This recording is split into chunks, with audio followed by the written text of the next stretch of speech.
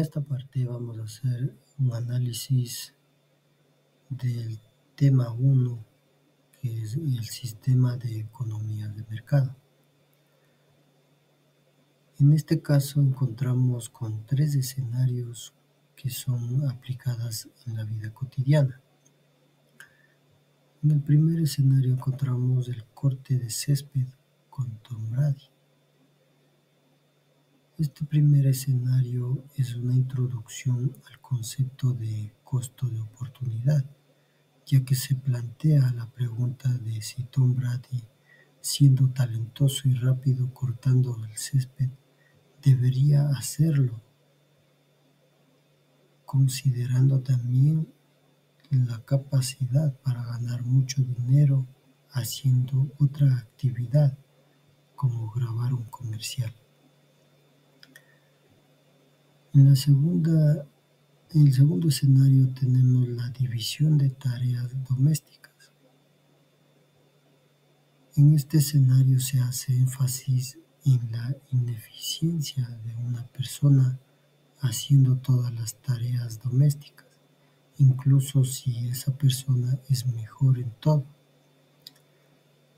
para lo cual Emily Oster busca aplicar principios económicos para resolver el dilema de la división de tareas en su hogar. Y como último escenario tenemos el comercio internacional.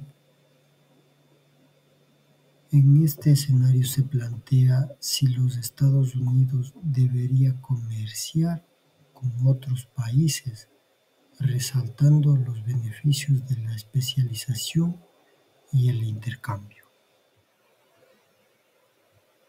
En esta parte vamos a ver los temas que se relacionan con el texto para el estudio de caso.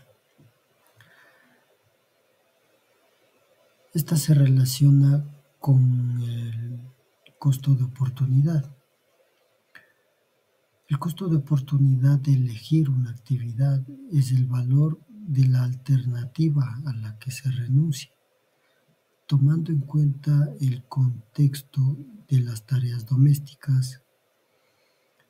El costo de oportunidad para Emily Oster de cocinar y lavar los platos es el tiempo,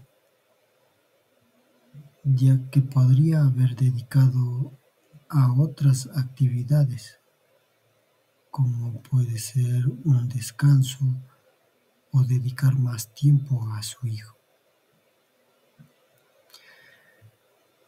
También se relaciona con la frontera de posibilidades de producción. En este concepto se relaciona de manera más abstracta, ya que cada individuo tiene una frontera de producción distinta, que representan las siguientes combinaciones de bienes y servicios que puede producir con los recursos y tecnologías. También se relaciona con la demanda y la oferta, aunque no es el foco principal. El texto toca ligeramente la idea de la demanda de trabajo y la oferta de tiempo para realizarlo dentro del hogar, como las tareas domésticas representan una demanda de trabajo que debe ser satisfecha por la oferta de tiempo y esfuerzo de los miembros de la familia. De la misma manera se relaciona con la escasez, aunque no se menciona explícitamente, pero la base de la toma de decisiones es la escasez de recursos, principalmente el tiempo y la energía.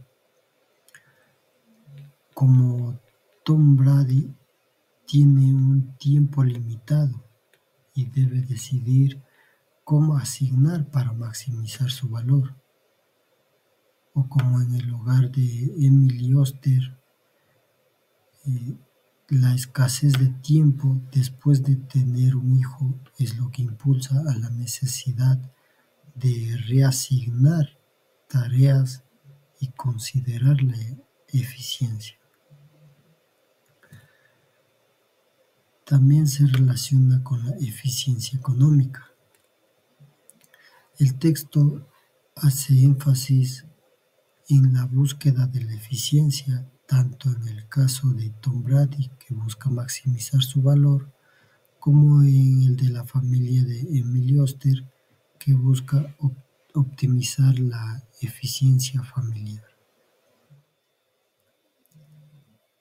Aquí vamos a analizar el tema del caso de estudio asignado para el caso específico del Ecuador en la actualidad, para el año 2025. Nos dice si habría visto los mismos resultados. Analizando el tema de estudio de caso en el contexto ecuatoriano, los principios económicos son válidos, pero la práctica se ve condicionada por factores estructurales como los ingresos bajos, cultura tradicional, desigualdad de género y dependencia externa. Por lo tanto, los resultados del caso no serían exactamente los mismos. Su impacto y las decisiones derivadas serían diferentes por las realidades económicas y sociales del país. ¿Por qué? Porque el costo de oportunidad, la escasez de recursos y la eficiencia se vincula directamente con decisiones cotidianas. Aunque en Ecuador los resultados pueden variar, pero los principios económicos siguen siendo válidos para analizar y mejorar la asignación de recursos. Y además nos muestra que la economía no solo se aplica en grandes mercados, sino también que se puede aplicar en los hogares. Saludos, mi nombre es Shane Valdés. Voy a hablar acerca de la teoría del consumidor 1, caso de estudio de Ford Motor Company. Diseñando nuevos automóviles usando paso a paso la teoría del consumidor. En el caso de estudios se trata sobre cómo Ford Motor Company utiliza el análisis de preferencias del consumidor para decidir qué atributos debe priorizar en el diseño y lanzamiento de nuevos modelos de automóviles.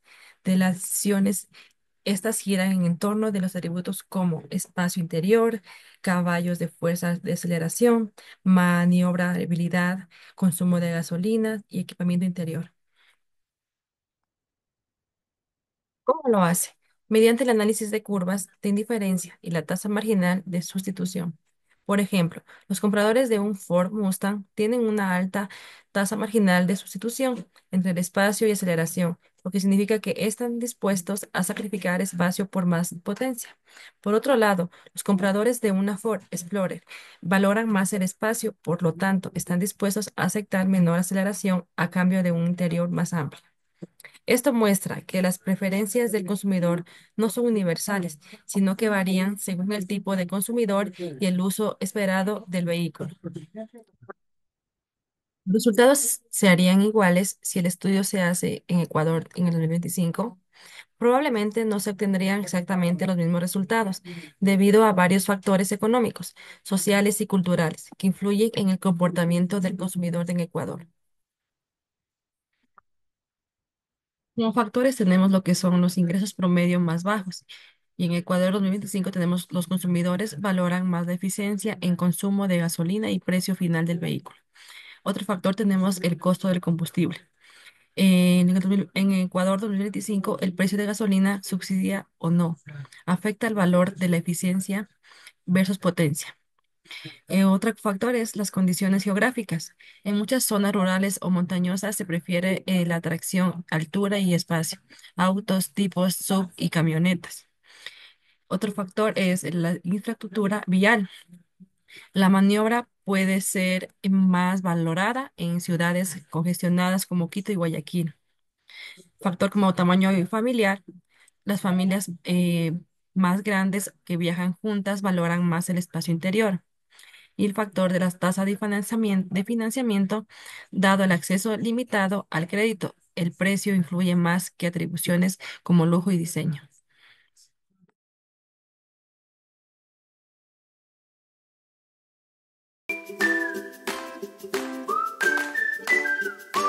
Normalmente, cuando el precio de un producto sube, las personas compran menos. Esa es la conocida ley de la demanda. Pero hay una excepción muy rara y son los bienes de Giffen. En estos casos extremos sucede lo contrario. Cuando el precio sube, la gente compra más de ese bien. Este fenómeno no se da con cualquier producto, sino con bienes básicos e inferiores, que ocupan una gran parte del gasto de personas con muy bajos recursos. Por eso decimos que los bienes de Giffen son un caso inusual dentro de la teoría del consumidor, pero que en ciertas condiciones reales sí puede existir. Algunos historiadores han sugerido que durante la hambruna de la papa en Irlanda en el siglo XIX, las papas funcionaron como un bien de Giffen. En ese periodo, las papas constituían la base principal de la dieta de los pobres. Cuando el precio de las papas subió, los ingresos reales de la familia se redujeron notablemente. Esto provocó un efecto de ingreso negativo.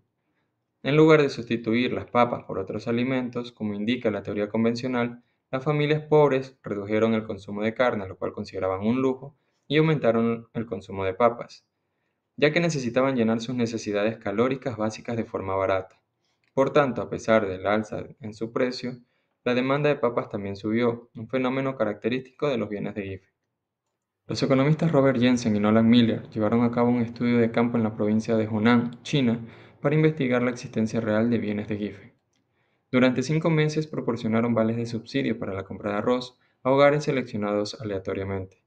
Luego usaron encuestas para medir cómo reaccionaban el consumo de arroz ante los cambios de su precio efectivo, dando los siguientes resultados. Cuando bajaron el precio del arroz con el subsidio, los hogares consumieron menos arroz. Cuando se retiró el subsidio y el precio del arroz subió, el consumo de arroz aumentó. Esta es una prueba clara del comportamiento de Giffen, al menos entre los hogares más pobres según los autores. Hasta donde sabemos, esta es la primera evidencia empírica rigurosa del comportamiento tipo Giffen. Este caso de estudio se puede relacionar con varios de los temas tratados en clases, de los cuales tenemos el costo de oportunidad, pues los consumidores pobres deciden comprar más arroz o papas y renunciar a consumir carnes u otros alimentos. También tenemos en cuenta la demanda y oferta, aunque es un caso típico de la ley de la demanda. Y por último, tenemos escasez, lo cual es la falta de ingresos que impulsa este comportamiento. Aunque es posible que ciertos sectores rurales del Ecuador muestren un comportamiento similar al de un bien de Giffen, el contexto económico, la diversidad alimentaria y la estructura de mercado hacen que los resultados no sean tan claros o marcados como en el experimento de China. La existencia de sustitutos y ayudas sociales limitan el efecto de Giffen.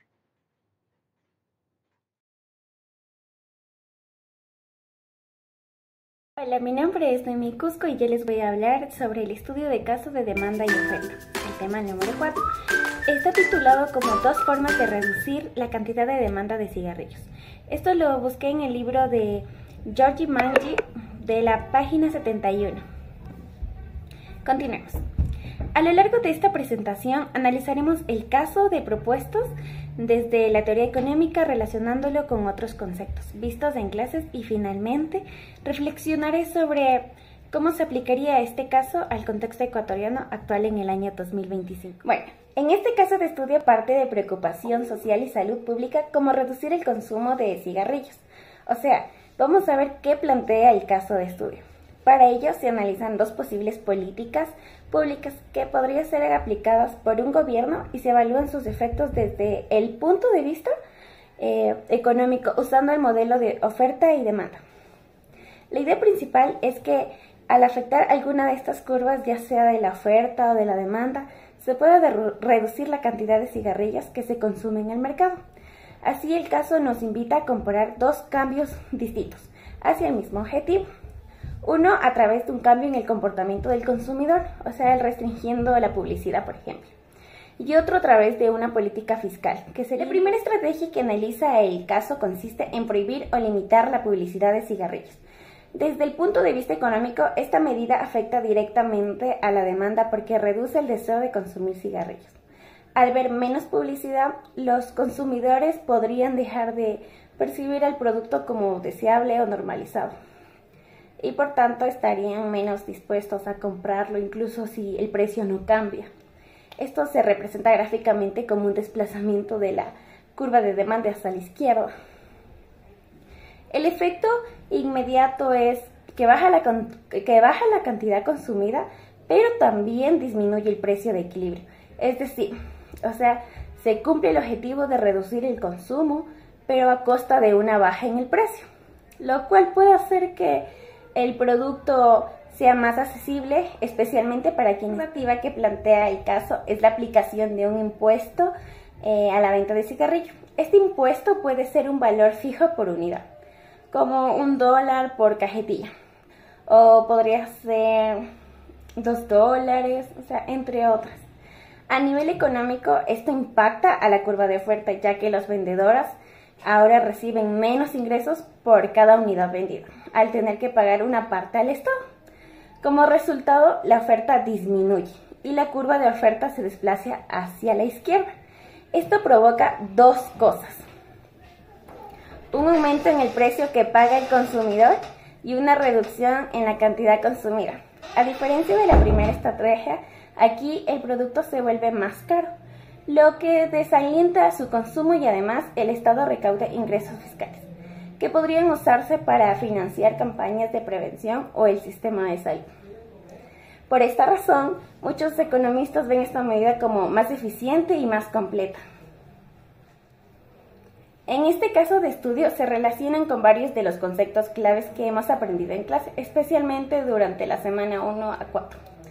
Primero, esta ley de la demanda que establece que al aumentar el precio de un bien la cantidad demandada disminuye. En el caso de impuesto, eso es precisamente lo que sucede. Segundo, el caso que se relaciona con la elasticidad al precio de la demanda, es decir, con qué tanta sensibilidad tienen los consumidores ante cambios de precio.